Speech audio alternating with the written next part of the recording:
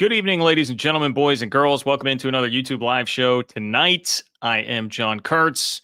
Tried to make it to about halftime here in this NFL game, so you guys can pop on over, but I hope you'll join me anyway. I am really fired up for this weekend of Big 12 games, mainly because we have a bunch of rivalry games. It's like a mini rivalry week for the Big 12, headlined to me by Kansas, Mizzou.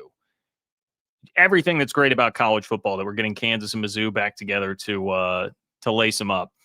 I want to talk a lot about that. I want to talk a lot about the other rivalry matchups going on and national media taking notice of the Big 12 this week. I was listening to the biggest national show out there when it comes to college football, specifically pointed out, hey, Big 12 can earn some respect this week, okay? So lest you think it's just me who talks about that, I heard it from a national source. But I want to start today, as you can see by the title of the video, with one of the bigger, marketing / off the field stories of the week, certainly the biggest in the Big 12. And that is the Big 12 partnering with Barstool Sports, which has been a pretty controversial outlet throughout its history. Obviously, some people are going to love this. Some people are going to hate this. Very polarizing. Really, I think it's a pretty clear strategic decision that's been made by the Big 12. So I will talk about that in just a moment. Make sure you like the video. Make sure that you subscribe to the channel if you are not. Really appreciate everybody who does that. It's John-Kurtz-4 on Venmo as well. If you're not able to watch live and you want to be a part of everything, if you are here live, make sure and fill up the comment section. You can click the $sign below the chat box if you want to contribute to the channel and guarantee that your question or comment makes it on tonight. I appreciate everybody who's able to support that way. But even if you're not, if you just support the channel by clicking like and clicking subscribe, that is great. It is much, much appreciated. I want to give a shout out to my guy Clint, who pops in on Venmo, John-Kurtz-4, and says, love football season, love college football, love the Big 12. Utah makes me barf. Strong words from Clint there. He says, go Cougars. Clint, my man, I appreciate your support. Thank you for kicking us off on the show here tonight. I'm seeing you guys in the comments a little fired up about TCU not getting enough national respect, not being ranked. We can talk some about that as well. Make sure you subscribe to the Open for Business Big 12 newsletter, ofbnews.com. That's ofbnews.com. And hey, if you guys are wanting a little bit extra, I'm going to try and counter program College Game Day on Saturday, all right, with a little Big 12 pregame show here on the channel. Or if you're watching on Twitter, you'll be able to get it there also. So make sure that you are tuned in and ready for that coming up on Saturday. All right, we'll see who all is going to ride with the show here tonight. Being that we have the NFL game going on, probably will pick up at halftime, I would imagine. But let's get right into it, okay? Let's get right into it. The question I'm asking today is the Big 12 making a massive strategic mistake by partnering with Dave Portnoy and Barstool Sports? It's definitely a bold choice, like it or not. And people are going to like this or not. I'm going to try and cut through some of the like it or not part to piece together the strategy of this. Okay, so this story came out Wednesday that the Big 12 had a call with Barstool Sports founder Dave Portnoy. Brett Yormark, all 16 ADs were present, according to The Athletic. There's no official contract between the Big 12 and Barstool, but the Big 12 is trying to. Now, this is how The Athletic frames it. The Big 12 is looking to capitalize on Fox's new partnership with Portnoy and Barstool by engaging with the brand moving forward. So, yeah, this already became a story in college football circles in general when Dave Portnoy became a part of Big Noon Kickoff and Big Noon Saturday for Fox Sports, basically the opposite or the equivalent, rather, of Pat McAfee. He is the equivalent of Pat McAfee for Fox. And look, I will be honest, I did not find it very entertaining to have him just come on and scream at Ohio State fans on Saturday. He being a Michigan guy, basically just trolling them, which, look, I came up in the Twitter world. I understand trolling, but, you know, when things have turned into kind of just a wrestling promo, just screaming at fans and it's almost inaudible, it just made me yearn for the days when College Game Day was really in its heyday, and it was much more, hey, here's analysis on the games, here's full coverage of all the games going on, not too slanted toward a couple of different conferences. But this is what it is. Like it or not, this is what it is. And Pat McAfee serves largely the same role on ESPN. So here comes the Big 12 trying to take advantage of this. Obviously, they have a relationship with Fox, being that Fox is showing some Big 12 games. Fox, by the way, is showing up to Ames, Iowa this weekend for Cyhawk, which is great. And I do love that. And you now have Barstool involvement with that as well. And that's what the Big 12 is trying to do here. And look, when I say like it or not, we got to get down to the strategic part of this. The fact that Fox has already partnered with the guy tells you all you need to know about like where Barstool is at when it comes to mainstream and the culture in general right now. Like they're in the mainstream. They are literally right there with Fox. If you go, I mean, just this whole vibe, the kind of bro vibe of covering sports is all over the place. It's proliferated everywhere. ESPN's doing stuff with Bussin' with the Boys. None of this is really my cup of tea. I mean, I'll be honest. And if you watch this show, I think you can probably figure that out. Now, I know people kind of label like the frat boy brand of sports. I mean, I was in a fraternity at K-State. Shout out to my Delta Sig homies. But that's not really my vibe anymore these days as a 36-year-old male now. So it's not my favorite thing in the world, but I have to acquiesce and relent. Like it's clearly what the culture has chosen. Like this is a huge entity. It is very mainstream. It is no longer any kind of niche at all. So my thought here is if you are the Big 12, it's one of the biggest megaphones that you can attach yourself to try and get legitimate attention. If you're trying to get the attention of young males, at least young-ish males, Barstool Sports is as good a way to do it as literally about anything that exists out there. So I'll read on here throughout the article, but that's my basic premise and thought here is that if you're talking about purely from what makes sense from a strategic, we need to get our message out there, we need to get our brand out there, I don't think there's much dispute that this is a pretty smart move. Now, when you start bringing in, how do you feel about that vibe? How do you feel about Portnoy and things in his past? And whether or not you want to align yourself with something like that, that is a completely different discussion. Here's The Athletic. It says the conversation on Wednesday centered on Portnoy and Barstool being on campus for big noon games. This is what happened in the meeting, okay, between the Big 12 and Barstool.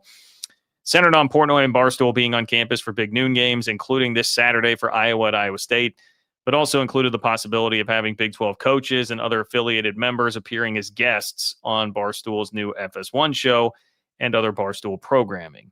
This would extend beyond football to other Big 12 sports as well, including men's and women's basketball.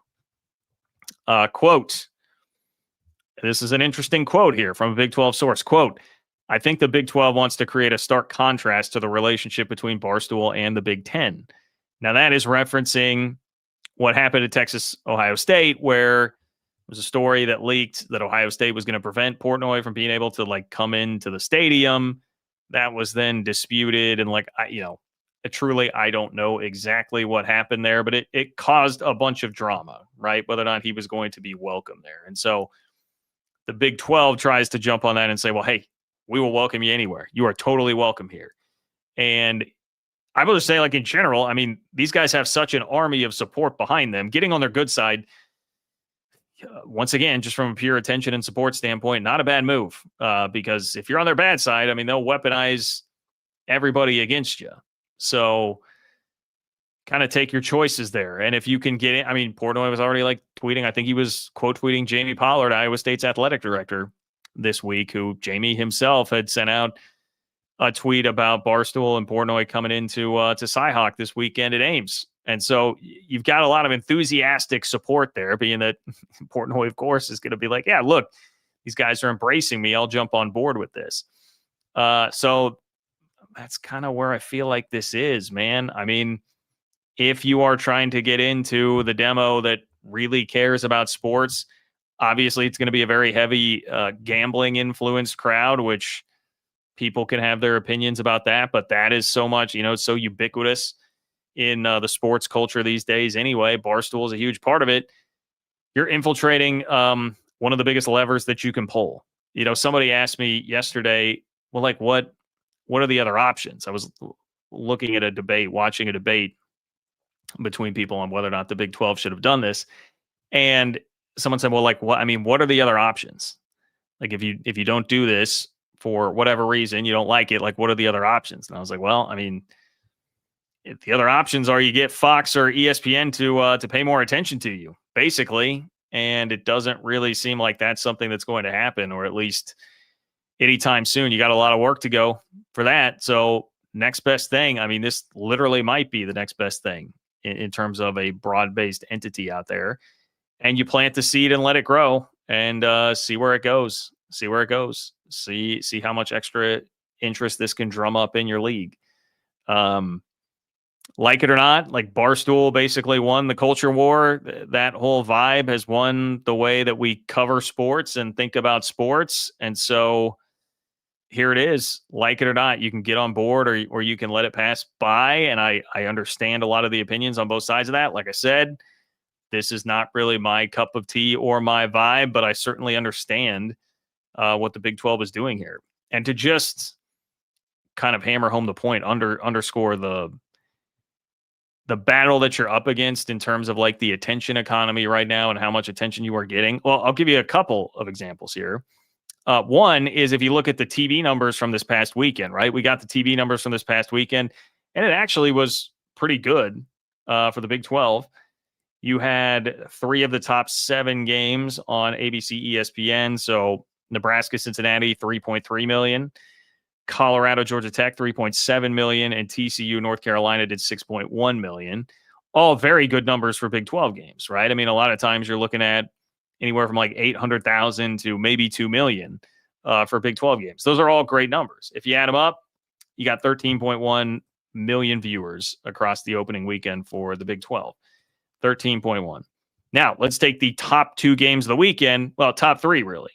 LSU, Clemson, Florida State, Bama, Notre Dame, Miami. Those are all SEC, ACC, but they are the big brands of the ACC. Those did 10.4, 10.7, and 10.8 million. One single game. So the Big 12, your top 3 games there that are on ESPN, ABC, combined for 13.1, and just one of those games from those other bigger brands did 10.8. So like that's what you're up against here, you know, when it comes to how much attention is being paid, how much people care about your league versus the other leagues. And, you know, the other thing I'm going to mention Josh Pate's show here in just a moment, because he is the one that he was paying attention to the Big 12 or made mention of the Big 12 on his show recently. But I wanted to show you the video that I was looking at was a Kansas, Missouri prediction. Okay. So he's got these, he does the same thing I do. Does the live show, clips it out. So he's got clips of all his individual predictions of games. He's got a Michigan, Oklahoma prediction that's clipped out. That thing has 67,000 views. Michigan, Oklahoma preview and prediction. 67,000 views. Title the exact same. Thumbnail the exact same as his Kansas, Missouri preview and prediction. Now, Michigan, Oklahoma has been out a little bit longer, 1 day versus 13 hours, but it is 67,000 views to 4,000 views on Kansas, Missouri. 67,000 views to 4,000 views. There's also 4,000 for Iowa, Iowa State. So that serves a couple of purposes. Again, one is showing you what you're up against. And then 2, when people do complain about some of these national guys and why they don't talk about the Big 12 more, that's in large part why, you know. Now, Pate is based in the South. He is an SEC centric guy. Like that's where he came up. So he is naturally going to have a more SEC heavy kind of audience. Like all of that makes sense. Like would be less inclined to have a bunch of diehard Big 12 fans, but still, that's a dramatic difference, and that's why you don't see those shows programming much to talk a lot about the Big 12. So that's why I'm here for you. Remember, open for business Big 12 newsletter, ofbnews.com, ofbnews.com to get signed up for that. Like the video, subscribe to the channel. I'm going to be here talking about the Big 12. But that doesn't mean that it's easy to get attention for this league. And so may not love it. You're totally free to have your own opinion about Dave Portnoy and Barstool Sports, but I hope that at least like explains some of the strategy behind what it is that they are doing. And I think anybody that's taking it just from a purely business perspective, right? Purely how do we get more eyeballs on this product? I don't know that there's much of an argument against it. The argument against it comes into when you bring in everything else, which definitely matters. I'm not trying to tell you that it doesn't. But that I think is the most like balanced, kind of reasonable explanation I can give you of all of this. So Big 12 is going to try. I mean, man, can you imagine Bob Bowlesby and Dave Portnoy? Now that was kind of a different time back in when did Bowlesby leave? It was 21 his last year. Kind of a different time, even back then as the tide was turning. But I can't really imagine that. Drop me a comment. Let me know what you think about this. In the comment section, you can also click the $ below the chat box to leave a question or comment and guarantee that your question makes it on the show tonight. John-Kurtz-4 on Venmo. If you want to leave me a question or comment that way, it is much appreciated. I do love this. Yup. If you say Kurtz for president, I'll put it up no matter what. No money required. None of that. I agree. How about just college football commissioner? College football commissioner would be great. I'll settle for that as opposed to president of the United States. But thank you, Yup. Thank you. All right. So this is a great weekend of Big 12 football. Even the best national college football show has pointed out how big of a weekend this is for the Big 12. So if you think I'm dramatic and I'm always overselling national impact and perception opportunities for the Big 12 and how much that matters, I will defer to the biggest national college football show out there, which said the same thing before I even had a chance to say it when I was listening to it earlier today. And it all happens this week in the Big 12 with the backdrop of just like everything that makes college football unique and special and great. And that's why I love this weekend in particular. Okay, so realignment has robbed us of a lot of the great things in college football. Rivalries, chief among them. We don't get Kansas, Missouri every year. All right. We don't get Baylor, SMU anymore. They're not Southwest Conference rivals. Iowa State, we'll see. It's only on the books until 2027. Hopefully that doesn't become the next casualty here. But Kansas, Missouri, especially leading the charge here on this. I have such a love and affinity for that game, man. I love it so much. I grew up in Kansas City, so I am very much at ground zero of Kansas, Mizzou fans and like what that rivalry meant. And even in football, man, when they weren't always great teams, there's just so much hatred in that rivalry. And this is why, my tweet got a lot of attention last week when College Game Day chose to go to Michigan, Oklahoma. And I said, man, Kansas, Missouri is really what makes college sports great, not these couple of bloated brands in Michigan and Oklahoma that everybody is going to flock to. Now, kudos to Fox for choosing Iowa State, at least another great rivalry. I don't think there's quite as much hatred baked into it as there is with Kansas, Mizzou, but another great rivalry and two good teams, two good programs. Kudos to them for choosing that and deciding to do that. Because I just think that's so much more about like what makes college football unique and great is the fact that Kansas and Missouri, that thing goes back to the Civil War. That is the Civil War. Jayhawkers were groups in the 1800s that raided pro-slavery communities. They went and just raided towns. And then in Columbia, they started up the Tigers, a militia unit to protect the city from stuff like that happening.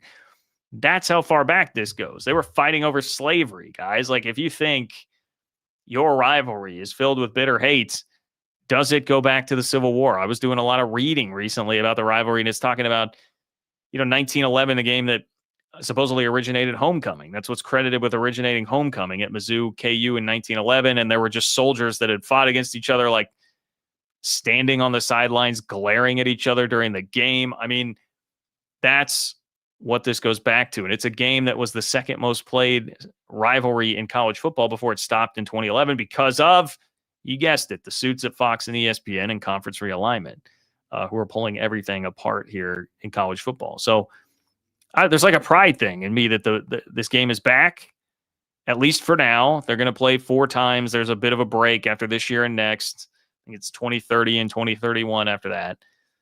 but we're at least going to get some little dose of it. I mean, there's no reason that this game should not be played every single year.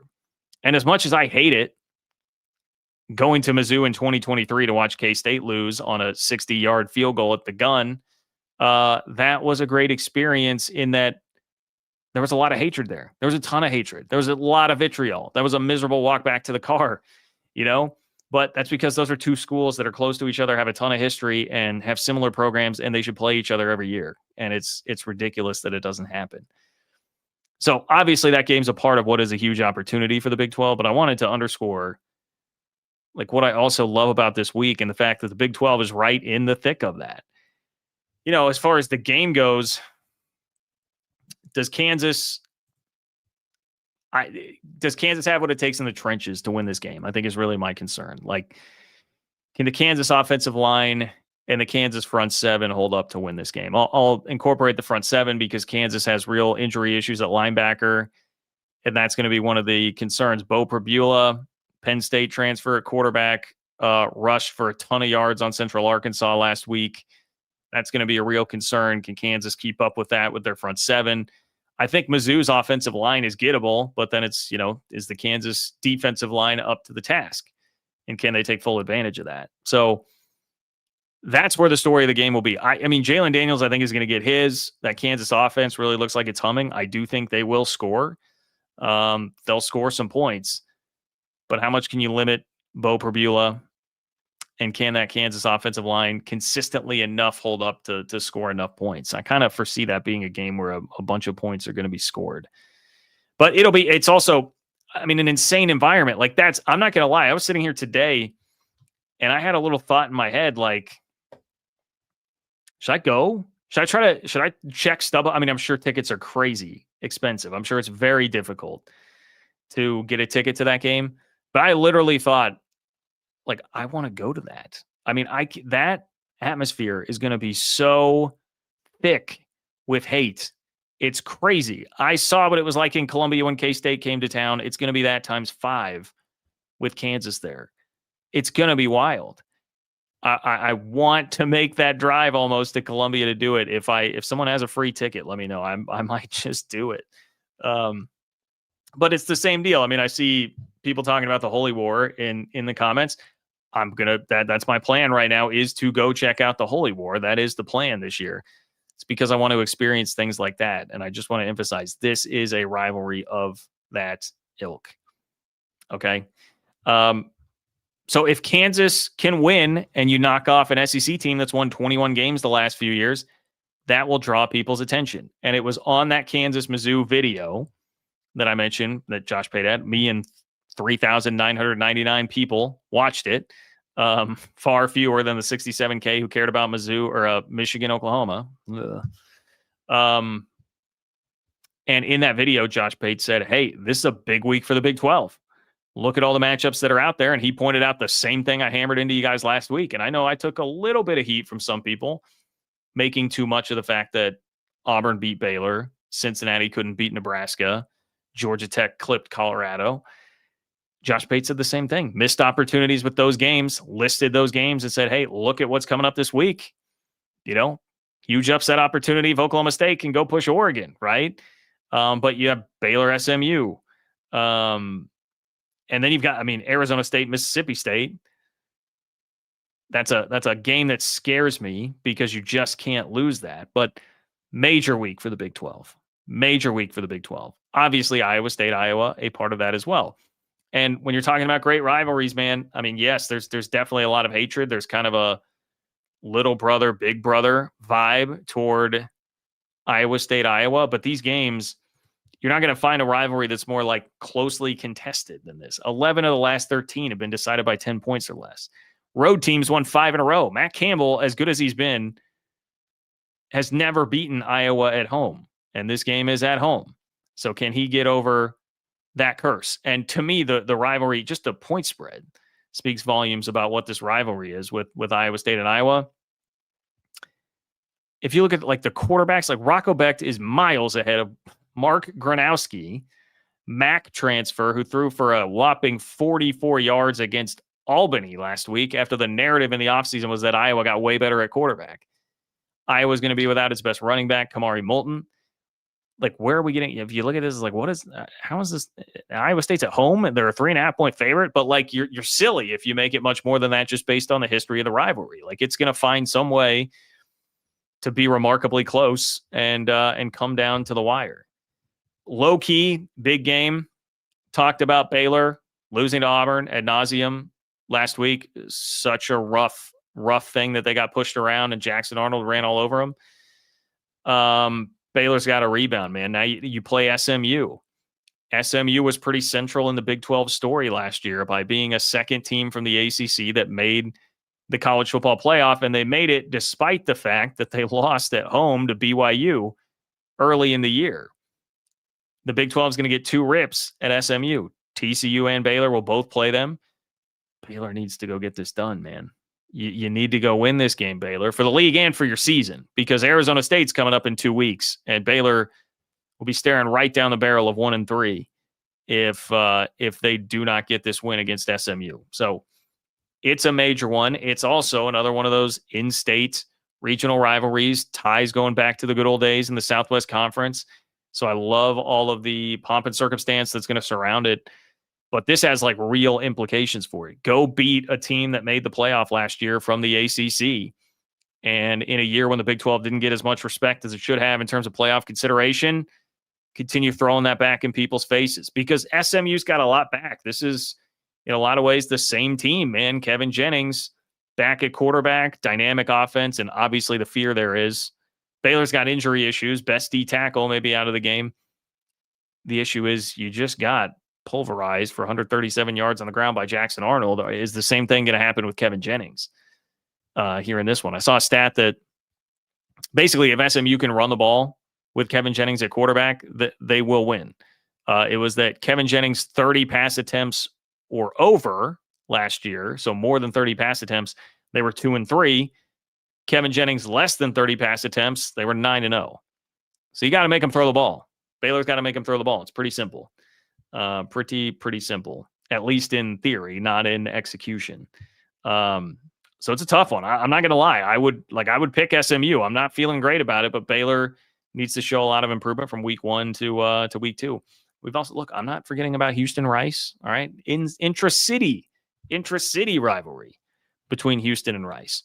And then, yeah, the Oklahoma State, Oregon. I don't know what the path is for Oklahoma State to win the game. I got to be honest, guys. Like, I want to believe, I want to get behind Zane Flores. I want to think that there's some way that they could actually pull that deal off. But, man, they're a 27.5-point dog for a reason. If Haas Heine were there, Haas Haney, I feel like I'm always screwing that up. Haas Haney. If he were there and he weren't injured, I would maybe feel like, all right, like I saw some real sparks from him. Maybe he is like the second coming of like a Johnny Manziel style quarterback, and he's just going to roll. It'll be his coming out party, and Oregon's still getting adjusted to a bunch of new faces and players. I can't talk myself into it with Zane Flores, guys. I mean, they had 1 touchdown after the first 3 drives with him at quarterback last week against supremely overmatched competition. I don't see it, but it's a big opportunity. If you can, how many times do Big 12 teams get a shot to go play at Autzen? Doesn't happen very often. And then the reason I say Arizona State, Mississippi State scares me is not because of like sheer raw talent and ability and skill from Mississippi State that I think could be overwhelming. It's just that if you lose this game, which is it's a night road game in Starkville, okay, that can be a tough environment to play in. Mississippi State's still 1-0. Nobody has checked out on the season there.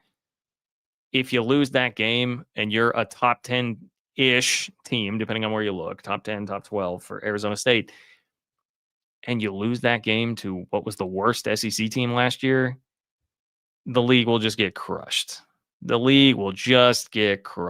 So there's pressure on Arizona State. I don't know if they necessarily feel that individually, but for the league's sake, there is real pressure on Arizona State to go win that game. Kenny Dillingham's already dropped a little bit of ire from SEC folks who he was talking about They are staying like an hour outside of Starkville because every hotel had a casino or something like that in town. He was taking some heat from folks for that comment, which did kind of make me chuckle. But Mississippi State's probably going to be fired up, man. I guess that's the point. They will probably be fired up. Arizona State minus 6.5. I mean, that seems like a small line based on what they were last year. Remember, Arizona State one play away from beating Texas. This is the last place team in the SEC last season. Not very high hopes. Need to go get the win. And I know ASU built a big lead and then just kind of hung on in this game last year, but they did have like almost 300 yards rushing from Cam Scadaboo last year. 297. That's what it was. 297 yards. Maybe it wasn't rushing, it was total yards, but 297 yards from Cam Scadaboo last year, and they won by 7. Won the game by 7. So, yeah, there's reason, at least for me, to be a little concerned. Arizona State, it was like 38-19 against Northern Arizona last week. It wasn't, it was not a Texas Tech, BYU, Kansas type of performance in that game. It was week 1. I'll give them a pass there, but show up this week, man. Need to show up this week. All right, so fun week on tap in the Big 12. I really, really, really, really love all that. I love the rivalries. I love that the Big 12 can kind of be at the center of, hey, there's still some cool things happening in college football. Because really, I would spin it to you like this. I feel like the difference between those videos that I just mentioned, Missouri, Kansas, and then the Michigan, Oklahoma video and the amount of views there, and the fact that College Game Day chooses Michigan, Oklahoma over Kansas, Missouri, like that's sort of what we're trading away in college football. Like that's the trade-off now.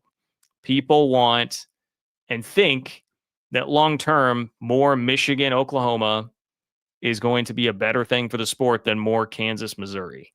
And I just fundamentally disagree with that. You can definitely have your Michigan, Oklahoma. Like some of that is good, but diminishing returns over time will happen when the big brands are just only playing big brands. And what you lose is the unique hatred deeply ingrained in people that has 100+ years of history, like Kansas, Missouri. So to me, a perfect encapsulation of where we're at going into this weekend. Please like the video. Please subscribe to the channel. Appreciate everybody who is here. OFBnews.com to subscribe to the Open for Business Big 12 newsletter. OFBnews.com. You'll have one in your inbox bright and early tomorrow morning if you do go sign up right now at OFBnews.com or click the link in the description of this video. And let's see, John-Kurtz-4 on Venmo. If you're not watching live and you want to be a part of the conversation, drop me a question or comment there. And you can also submit a super chat like my friend Joe by clicking the $ below the chat box. Joe, appreciate you, man. Joe says, it's funny how many opponents TCU plays after Baylor gives us good film on SMU and Arizona State. Yeah, TCU will get the second run at SMU out of Big 12 teams. And then I did not realize that the Arizona State game was right behind the Baylor game there too. But let's check it out. TCU's schedule. Yeah, you're right. September 26th when they are at Arizona State. So TCU's got to go on the road there. Baylor will get them at home. Slight edge to Baylor there. And hey, my apologies that your Frogs are not ranked. That is a little bit fishy. That is kind of ridiculous. I saw K-State still getting votes in the top 25. Like, I don't really know what we're doing. Look, and I'm not saying K-State is dead and buried, but based on performance so far this year, I don't know how you could be doing that. Like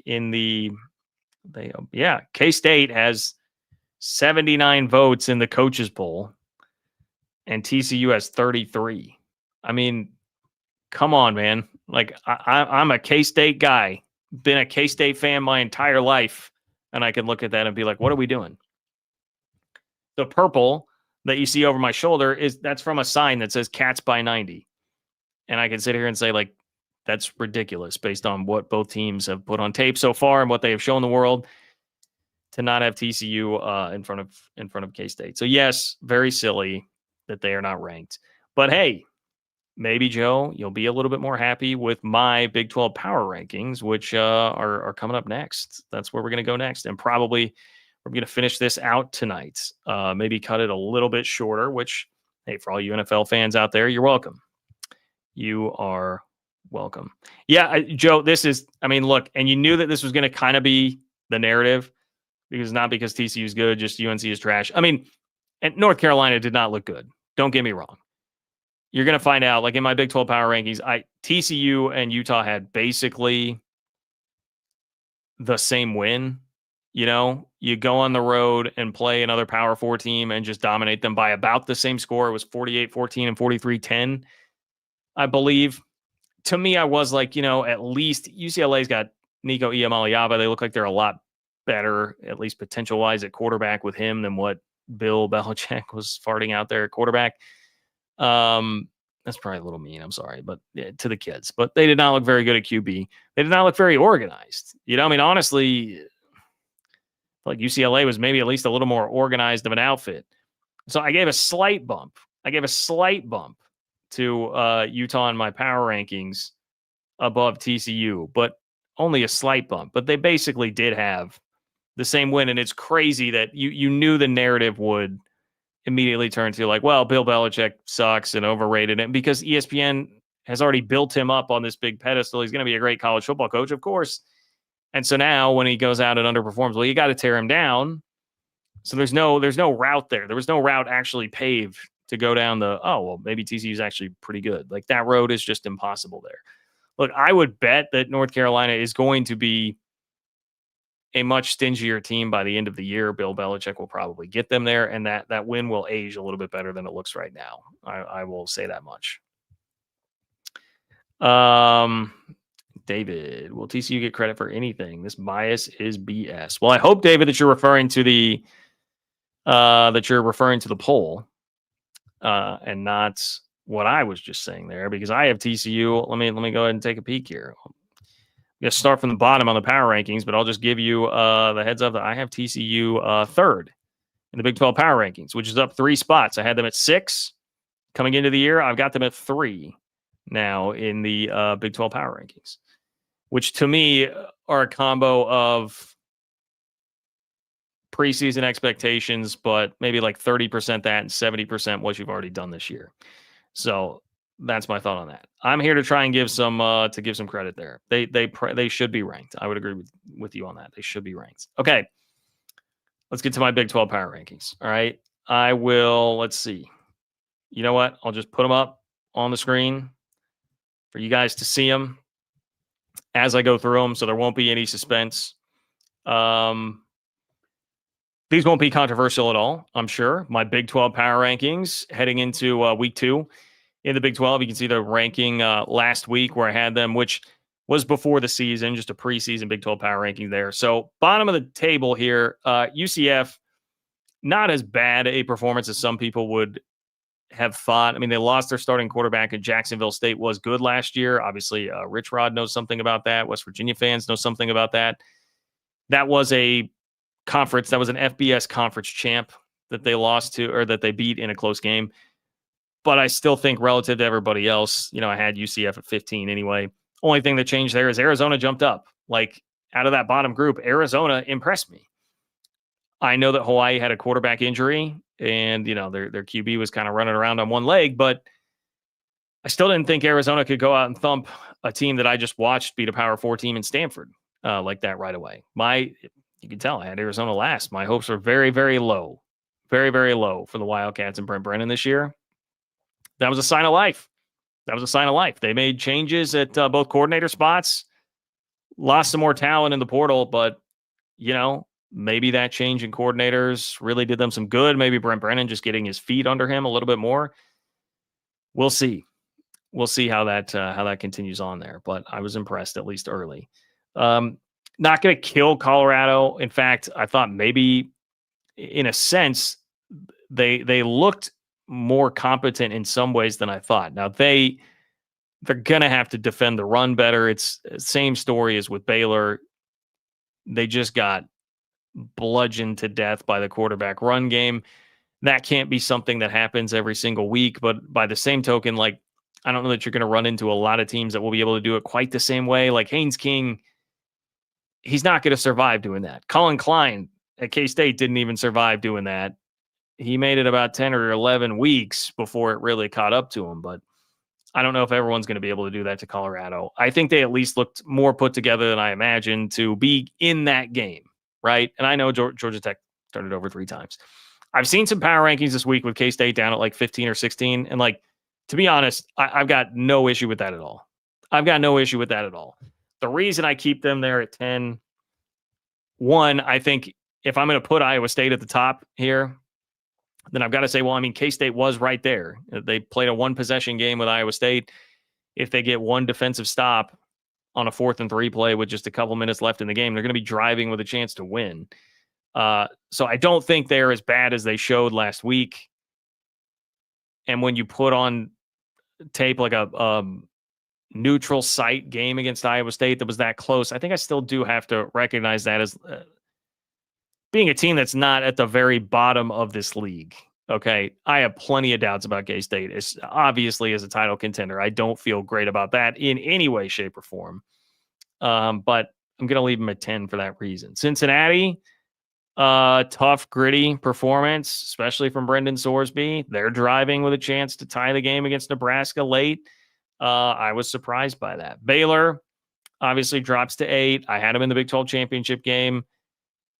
Changed my tune a little bit on that, at least for now. I guess I reserve the right. Maybe I should hold to that a little bit more, not overreact too much. Hopefully, Baylor is not going to get thrown around like that physically by everybody in the Big 12. They very well may not. BYU moves up a couple spots just because, I mean, Bear Bachmeier looked in control. BYU's defense, they did everything you'd want them to do against a completely overmatched team in Portland State.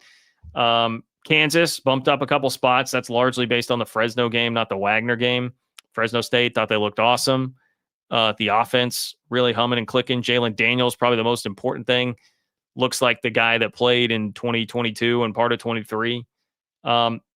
Texas Tech, I mean, I was going into it. I was like, I'm probably going to have to move Tech up, I guess, because they were just so dominant. But it was Arkansas Pine Bluff. And when I started thinking about teams in front of them, I'm like, look, Tech, if you just replicate that performance for another 2-3 weeks, once you start playing competition that has more of a pulse, you're going to move up. And Tech certainly looked the part. But the resume right now holds them back just because it's Arkansas Pine Bluff. Arizona State, I mean, I already dropped them 3 spots. They're the defending champs. They won a game by 3 scores.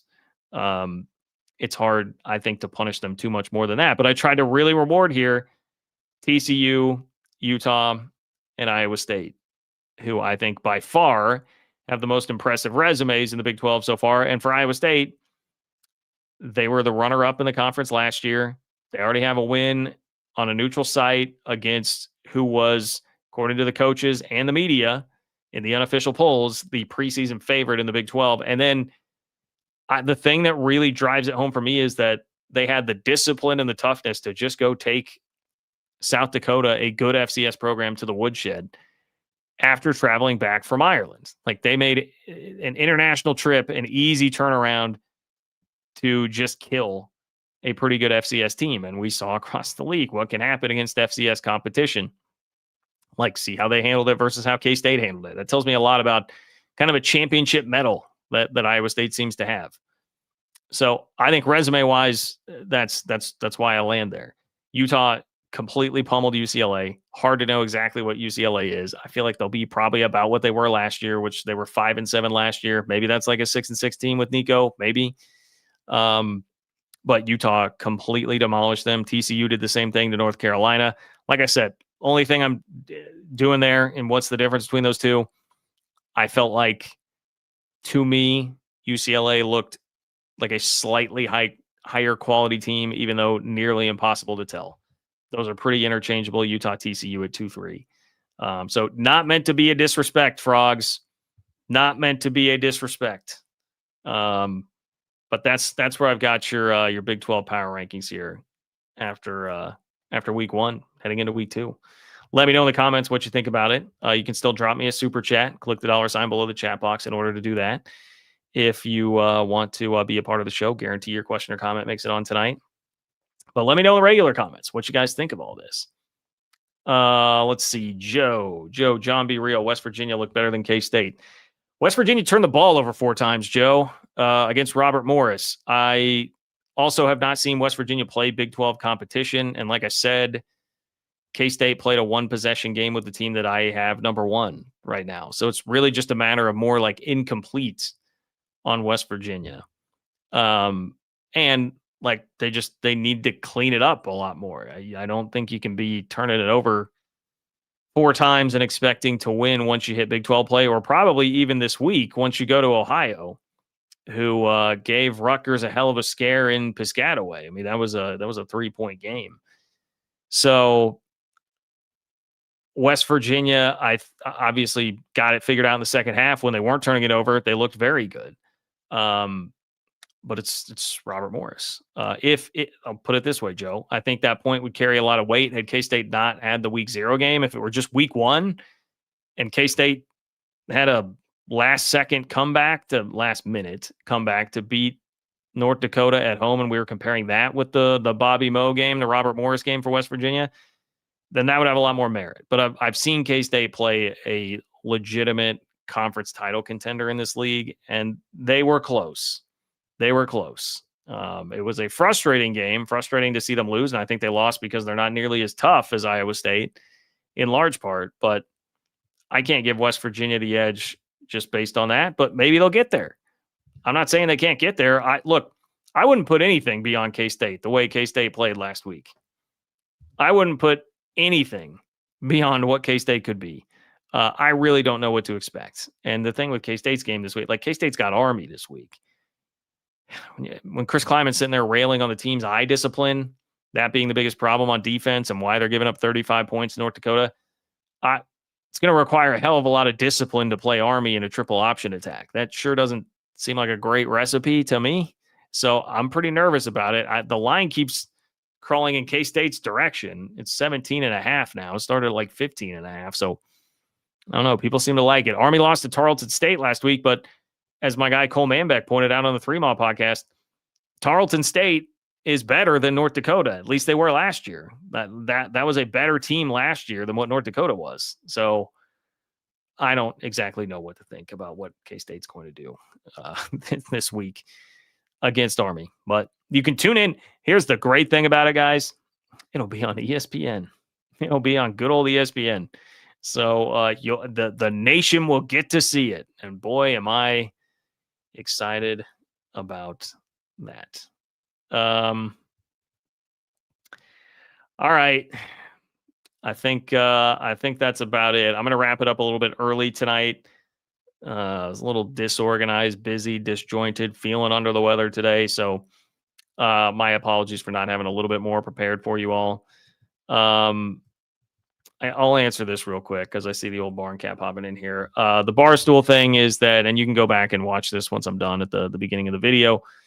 Barstool thing is that the Big 12 met with Dave Portnoy on Wednesday. They are going to try and incorporate Barstool personalities and Dave coming to big noon games like what's happening this weekend in Ames. And they talked about having Big 12 guests on some of the Barstool platforms and involving even like Big 12 men's and women's basketball with Barstool stuff. Basically just a meeting of how can we get some Big 12 folks on your platform. So that's it. And I've got a full analysis at the beginning of the video. So yeah, thanks for hanging out, guys. I am going to try pay attention to when the stream pops up here on the channel because I'm debating in my head when to try to schedule this exactly. I'm going to try and basically like counter program against College Game Day on Saturday to give you guys a Big 12 pre-game show, like a Big 12 game day sort of show. I've taped some interviews with guys around the Big 12 talking about the biggest games. And so it'll like, I'm thinking maybe like 9:30, try to go 9:30 to 11. I think I've probably got like an hour and a half of material in me. But if I went 9 o'clock, maybe it's better to start that. Anyway, I don't know. I'll think about it, but if you guys are interested, I'm going to test it out, see what the interest level is like, see how many people wind up watching it, see what the response is. And maybe that's something we can continue in the future. I would love to do it. I had a great time chatting with Alec Bussey, who covers Iowa State, Josh Furlong, who covers Utah, Kevin Flaherty, who covers Kansas. had some great chats with them, man. I think this could be really cool, really good stuff. And that's kind of the stuff that I don't get to do as much just because of bandwidth issues, because I have a day job. I would love to do more like interviews with guys across the league and get those perspectives. It's just they don't always perform as well, I feel like, on YouTube, but in like a pregame sort of show, I think it, from a format standpoint, that works a lot better. So anyway, open to any feedback on that from you guys, and be watching for it. Be watching for it. Okay. Thanks everybody. Enjoy the rest of your night. Enjoy the rest of Cowboys Eagles, and I will talk to you all very soon. Take care.